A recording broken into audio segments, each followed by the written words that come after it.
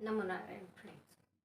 आज का हमारा विषय है कि प्रकृति हमें क्या क्या देती है। प्रकृति के साथ जब भी हम जुड़ते हैं तो प्रकृति में ऐसे नियम हैं कि प्रकृति हमेशा देना जानती है। प्रकृति के रूल रेगुलेशन हम फॉलो करते हैं तो हम देखेंगे कि देखिए, प्रकृति जितना ज़्यादा देती है उतना ज़्यादा प्रकृति में वापस आता जाता है। तो यही गुण हमें अपने जीवन में भी अपनाना चाहिए। जितना हम लोगों को देते जाएंगे, चाहे वो ज्ञान हो, धन हो, या फिर अन्न से जुड़ी हुए दान हो, या फिर अपने श्रम का दान हो, समय का दान हो, किसी भी प्रकार के दान जब हम करते हैं तो प्रकृति हमें उतना ज़्यादा देना शुरू करती है। देखिए, हमारे जितने भी भागवत गीता है या ग्रंथ हैं, उनमें सब में कहा गया है कि आप जितना ज़्यादा हो सके उतना दान के महत्व को समझिए। जब दान के महत्व को हम समझते हैं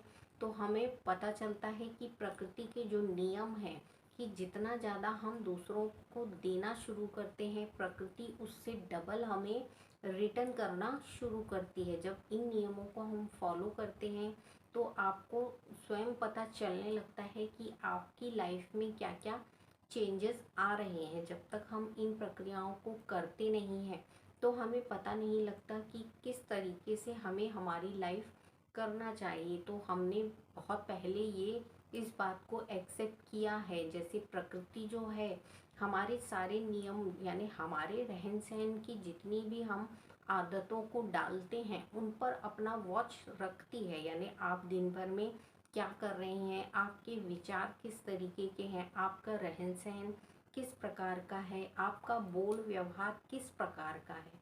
हमेशा आपको मीठी वाणी का ही इस्तेमाल करना है। जब आपके स्वर मीठे होते हैं तो देखिए, आपकी लक्ष्मी आपके पास सदा सर्वदा स्थापित रहती है। क्यों? क्योंकि आपको ये पता होना चाहिए कि माता लक्ष्मी और माता सरस्वती दो सगी बहनों की तरह हैं। जिस प्रकार माता सरस्वती कंठ में विराजित होती हैं, जब कंठ में विराजित माता सरस्वती अच्छे स्वरों के साथ सभी के साथ अच्छे व्यवहारों को करना शुरू करती हैं, बताती हैं अपने नियमों को, तब माता लक्ष्मी जो जीवा पर स्थापित रहती हैं, उनके द्वारा हमारे जीवन में विकास होना शुरू होते हैं, बढ़ोतरी होना शुरू होती है। देखिए, आप इस प्रकार से इस प्रक्रिया को समझ सकते हैं कि यदि ऑफिस में बहुत सारे वर्कर हैं, अब वर्कर हैं तो उनका बॉस भी है, तो जो बॉस है उसकी जो वाणी है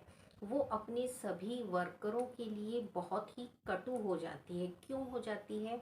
जब वो अपना वर्क देखते हैं कि उस समय पे नहीं हो रहा जिस समय पर सभी वर्करों को कार्य कर देना चाहिए था। पर होता क्या है, उनका स्ट्रेस इतना बढ़ जाता है कि जो कंपनी का लोड होता है वो सारा उनके बॉस पे होता है कि यदि कंपनी का कार्य कंप्लीट नहीं हुआ तो कंपनी की बातें सुनना या उनके ऊपर वाले जितने भी ऑफिसर हैं उनकी बातों से उन्हें कुछ ना कुछ नुकसान होगा। तो इस प्रकार जब वो अपने जितने भी वर्कर हैं उनके ऊपर प्रेशर डालना शुरू करता है। हालांकि होता क्या है, जितने भी वर्क होते हैं वो अपने समय पे कंप्लीट होते जाते हैं। जो निर्धारित उनके समय है उस समय पे वो कंप्लीट होंगे ही। पर होता क्या है, जब हमारे दिमाग में टेंशन होता है तब हम इन चीज़ों को समझ नहीं पाते कि आज नहीं तो कल वो सारे कार्य कंप्लीट होना ही है।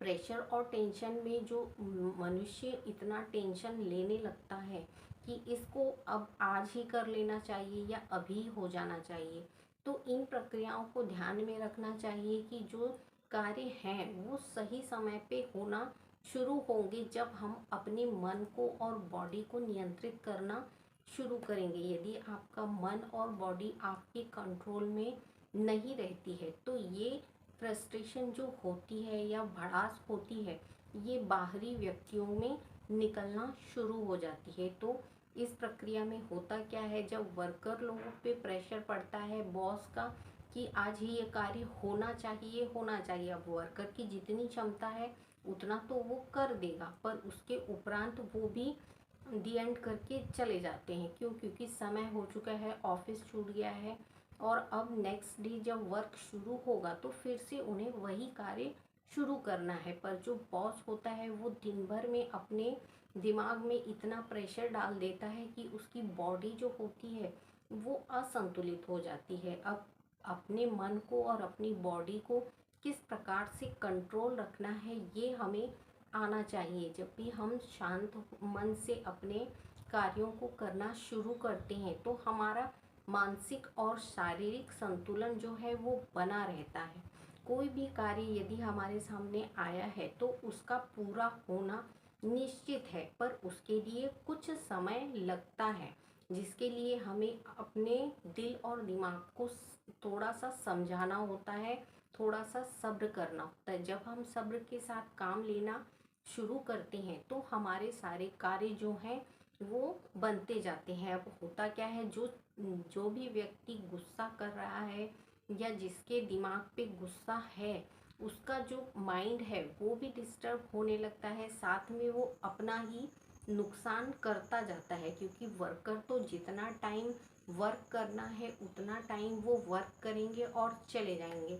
बट होता क्या है, ये जो फ्रस्ट्रेशन है ये आपके ऑफिस से लेके घर तक आपके जाती है, और जब घर में जाती है तो आपका दिमाग भी उन्हीं चीज़ों में घूमता रहता है। जब आपका दिमाग उन्हीं चीज़ों में घूम रहा है तो जाहिर सी बात है कि आप ऑफिस का गुस्सा घर तक लेकर जाएंगे। अब जब घर तक ये आपका गुस्सा जाएगा तो आपके घर में भी आप वही माहौल रखेंगे जो आपने ऑफिस में रखा था। तो हो क्या रहा है यहाँ, जो ऑफिस का जो गुस्सा है वो आपके घर तक जा रहा है, आपके घर के माहौल को वो खराब करता है। इसलिए कहा गया है कि आप ऑफिस और घर दोनों को अलग करके ही समय दीजिए। ऑफिस का समय आप ऑफिस में दीजिए और घर का समय जो है वो घर वालों के लिए सेफ रखिए। इससे क्या होगा, आपका माइंड फ्रेश रहेगा, आपका जो बॉडी का संतुलन है वो बिगड़ता नहीं है। कभी भी देखिए आप बहुत ज़्यादा चिल्लाते हैं या बहुत ज़्यादा ही आपको क्रोध आ रहा है, गुस्सा आ रहा है, इससे आपको दूसरों पे प्रभाव डालना पड़ रहा है। यानी अपने गुस्से को शांत करने के लिए आप दूसरों पे चिल्ला देंगे या उनके साथ झगड़े हो जाएंगे आपके, इस तरीके से प्रक्रियाएं होने लगती हैं। पर यदि हम अपने मन पे, अपनी वाणी पे, अपने शरीर पे कंट्रोल रखना सीख जाते हैं तो हम समझ जाते हैं कि हर कार्य का एक निश्चित समय है।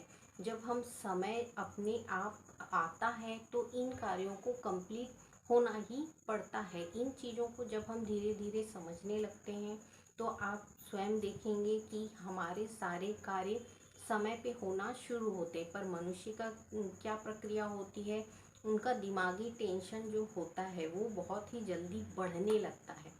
जब दिमागी टेंशन आपका बढ़ रहा है यानी आपके सभी चक्र अस्त व्यस्त हो रहे हैं। यदि आपका शरीर ही आपके संतुलन में नहीं होता तो कोई भी कार्य करने में आपको परेशानी जाती है, और आपकी परेशानियां आपके दिमाग को क्या करती हैं, कमज़ोर बनाने लगती हैं, आपके शरीर को कमज़ोर बनाने लगती हैं और आपके घर के अच्छे माहौल को बिगाड़ना शुरू करती हैं। तो कोशिश यही करिए कि आप अपने ऑफिस का वर्क और अपने घर का वर्क दोनों को अलग करके ही लाइफ को इंजॉय करिए। ये टेंशन भरी लाइफ जो होती है, ऑफिस या कहीं भी वर्क आप कर रहे हैं तो उन वर्कों को लेके अपने घर तक मत जाइए। अपने वर्क का काम वहीं छोड़ दीजिए जहां आप कार्यरत हैं। उसके अलावा आपकी जो घरेलू लाइफ है उसको पूरे तरीके से इंजॉय करिए पूरी फैमिली के साथ। तो आपका जो शारीरिक संतुलन है वो बना रहता है, आपका बॉडी जो रिलैक्सेशन है वो बना रहेगा। आध्यात्म में जब आप बैठते हैं तो सभी चक्रों को एक सीध में कर लीजिए। इससे क्या होगा, आपकी दिन भर की जितनी भी थकान है वो बहुत ही जल्द आपको रिलैक्सेशन में ला देती है, यानी बॉडी को संतुलित कर देती है। जब आपकी बॉडी संतुलित हो जाती है तो आपका जो जितना भी गुस्सा है वो धीरे धीरे करके शांत होता है। 10 से 15 मिनट आप रोज़ मेडिटेशन करिए। योग करने से क्या होगा, आपके दिमाग में जितना भी प्रेशर दिन भर का जो एक्सर्शन होता है ये धीरे धीरे करके रिलीज़ होता है। उसके बाद आपको रात में नींद अच्छी आती है। बहुत सारे बेनिफिट्स हैं। आप सुबह जल्दी उठना सीख जाएंगे। प्रकृति के साथ थोड़ा सा टाइम स्पेंड कीजिए ताकि प्रकृति और नेचर हमें क्या सिखाते हैं ये हमें पता चलता है। जब सुबह उठ के आप माहौल बाहर का देखेंगे तो आपको खुद ब खुद महसूस होने लगता है कि प्रकृति में बहुत कुछ है जो प्रकृति हमें रोज देती है, पर हम ही उन्हें समय नहीं देते। जब हम प्रकृति को समय नहीं देते तो वो हमें कुछ सिखा नहीं पाती। जब हम सीखने की कोशिश करते हैं, सीखने का उत्साह रखते हैं, तो प्रकृति से भी हम बहुत कुछ सीखते हैं। तो आज के वीडियो में इतना ही कि आप देना शुरू करिए तो प्रकृति आपको उतना ही डबल करके रिटर्न करती है। तो आप, आई होप कि आपको समझ में आया होगा कि प्रकृति और नेचर के साथ अपने नियमों को फॉलो करते चलेंगे तो आप लाइफ में प्रोग्रेस करते हुए चलेंगे। आगे के वीडियो में फिर मैं मिलूंगी, तब तक के लिए नमो।